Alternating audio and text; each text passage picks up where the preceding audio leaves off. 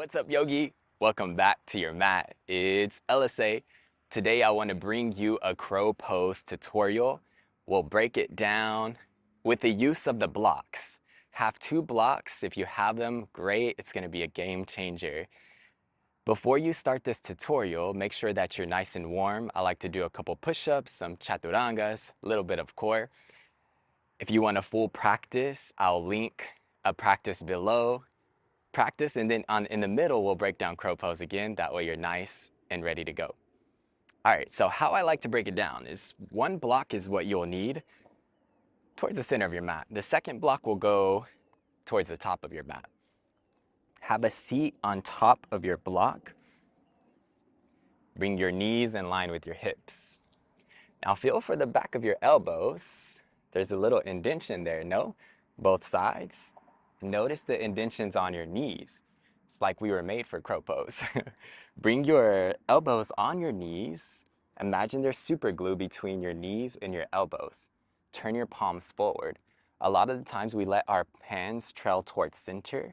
Keep them in line with your shoulders.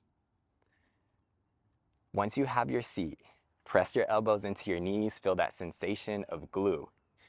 Inhale, rise up high onto your toes. Come off of your block. And from here, lean forward. Rather than trying to plant your hands down, keep the knees lean forward so that your hands touch the ground. From here, you'll shift your weight forward, gaze forward, shift forward, gaze forward. Maybe one foot comes up. That's okay. You'll start there. One foot stays down. Switch it out. Over time, both feet will come up. The key is to push away from the floor and your gaze towards the top. All right, so give it a try. Let me know if that helps with the block having a seat on top.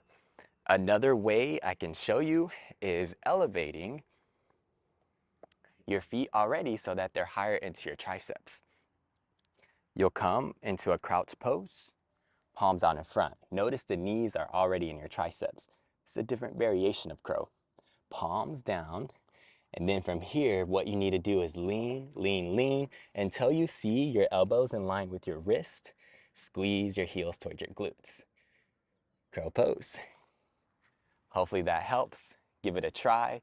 Again, if you want a full flow that incorporates crow, I'll link it below. I'll see you then. Have fun flying. Let's float.